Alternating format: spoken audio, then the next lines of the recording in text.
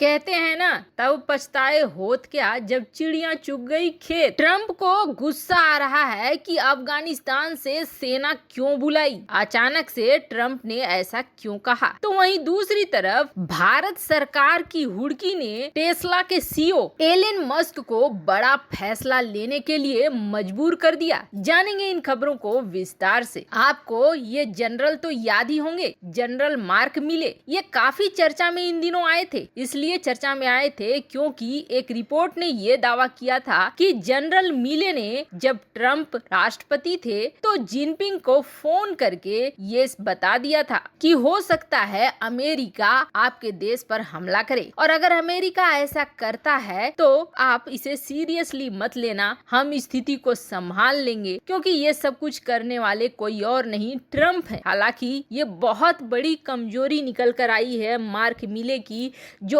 अपने देश के सुरक्षा के साथ बड़ा खिलवाड़ कर गए। अब इन पर ही पूरी जिम्मेदारी मानी गई अफगानिस्तान के जो सेना है उनको निकालने। दरअसल अमेरिका का ये फैसला तो ट्रंप के समय ही हो गया था कि अफगानिस्तान से सेना को निकालना है, लेकिन ट्रंप बार बार ये कह रहे थे कि निकालने का जो तरीका था वो तरीका बिल्कुल सही नहीं था। अब जो अमेरिका के बड़े सैन्य अधिकारी हैं जनरल मार्क मिले, उसने ये कह दिया कि ये हमारी गलती नहीं है, बल्कि ये 20 साल की जंग चली और कोई रणनीति नहीं थी, ये एक रणनीतिक नाकामी है। पर ट्रंप हाल में बहुत ही गुस्से में आ गए तब जब वो एक सभा को संबोधित कर रहे थे। पूर्व राष्ट्रपति डोनाल्ड ट्रंप ने एक सभा को संबोधित करते हुए अपनी भड़ास निकाली। ट्रंप इतने ज्यादा गुस्से में आ गए कि अमेरिकी सेना के joint chief of staff general मिले को अपशब्द कहते हुए एक नंबर का बेवकूफ बता दिया। ट्रंप ने कहा, जनरल मिले ने जब मुझे बताया कि अमेरिकी हथियार को हमने अफगानिस्तान में छोड़ दिया, इसके बाद ही मुझे एहसास हो गया कि वो सबसे बड़ा बेवकूफ है। ट्रंप अफगानिस्तान के हालात को लेकर अभी के जो राष्ट्रपति हैं जो बाइडेन की भी आलोचना कर चुके हैं। ट्रंप ने लोगों से पूछा था, वे अब भी उन्हें याद करते हैं। ट्रंप ने कहा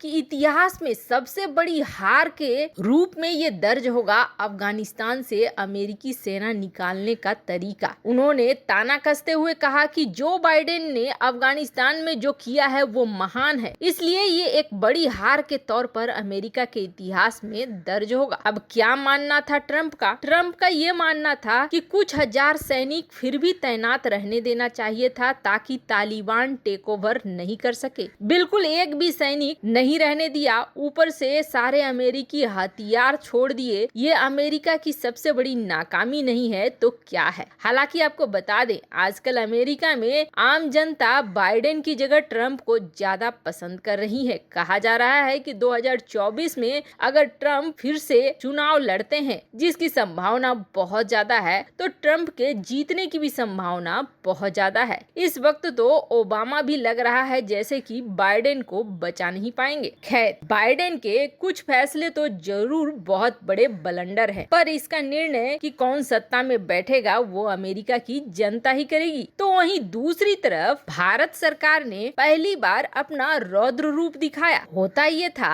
अब से पहले तक की सरकारों में कि भारत को ये जो बड़े बड़े देश हैं, विकसित देश हैं, ऐसी नजरों से देखते थे कि यहाँ तो सब कुछ चलता है, यहाँ हम अपनी कंपनी को मनमाने तरीके से चलाएंगे, मनमाने तरीके से पैसे वसूल करेंगे, प्रॉफिट कमाएंगे और चलते बनेंगे, यहाँ हमें कोई रोकने वाला टोकने वाला नहीं है। और खासकर जब कोई ब्रांड कंपनी विदेशी होती थी तो उनके तो लोग तलवे चाटने को तैयार हो जाते थे, उनके सारे नियम मानने को तैयार हो जाते थे। पर ये बदला हुआ भारत है, और बदला हुआ भारत ये नहीं देखता है कि सामने जो खड़ा है वो कितना ताकतवर है, बल्कि ये देखता है कि भारत को उससे कितना फायदा हो रहा है। अब ये जो शख्स आप देख रहे हैं टेस्ला कंपनी के मालिक हैं, और न सिर्फ टेस्ला कंपनी के मालिक है बल्कि अंतरिक्ष की आधी दुनिया पर ये राज भी करते हैं। एलन मस्क स्पेसएक्स कंपनी के भी मालिक हैं। दरअसल इनकी एक बहुत बड़ी महत्वाकांक्षा है, और ये महत्वाकांक्षा क्या है, तो इन्होंने स्टारलिंक नाम की एक कंपनी बनाई है। ये कंपनी क्या करेगी, दुनिया भर में सैटेलाइट से इंटरनेट देगी।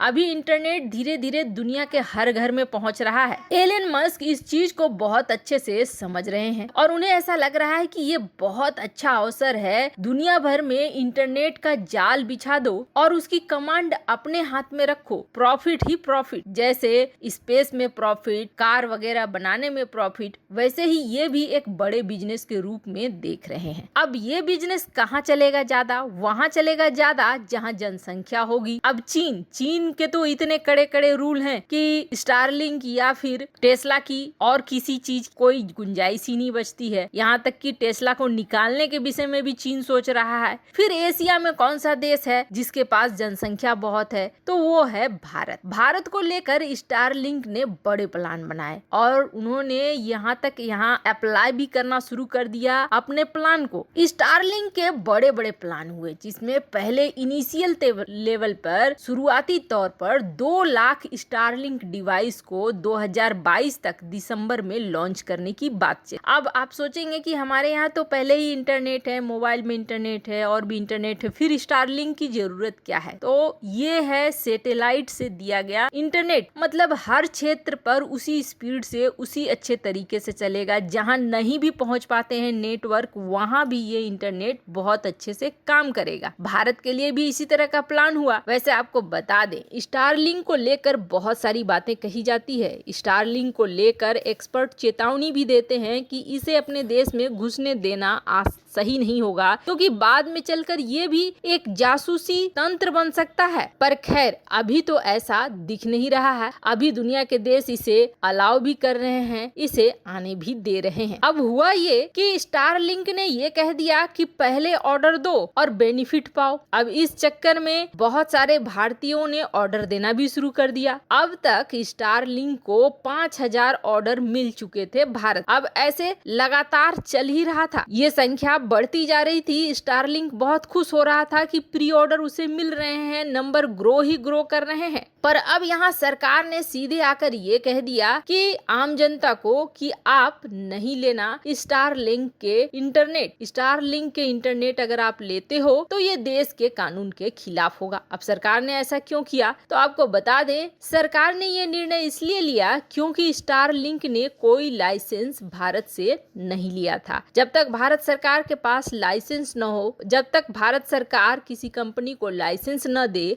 और वहाँ पहले से प्री बुकिंग हो गई हो, तो उससे नुकसान आम नागरिक को ही होगा अगर भारत सरकार इसकी लाइसेंस नहीं देती है तो। अब इसे लेकर टेस्ला के सीईओ का दिमाग घूम गया। उसने ये सोचा भी नहीं था कि भारत सरकार इस तरह के सीधे सीधे नोटिस जारी कर सकती है। अब इस बौखलाहट में वो दौड़ा भारत सरकार के अधिकारियों के पास और अब ये कहा जा रहा है कि हमने लाइसेंस के लिए अप्लाई कर दिया है और हम कोशिश कर रहे हैं कि जो भी बाधाएं हैं वो दूर हो जाए और 31 जनवरी 2022 तक हमें लाइसेंस भारतीय सरकार का मिल जाए। स्पेसएक्स और एलन मस्क को ये समझाना बेहद जरूरी था कि दूसरे देश में आप ऐਵੇਂ नहीं घुस जाओगे। वैसे आपको क्या लगता है, भारत सरकार ने एलन मस्क के साथ जो किया, क्या वो सही था? नियम को तो हरेक को पालन करना ही चाहिए। कमेंट कर अपनी राय जरूर बताएं। जल्द मिलते हैं अगले वीडियो में नई खबर के साथ।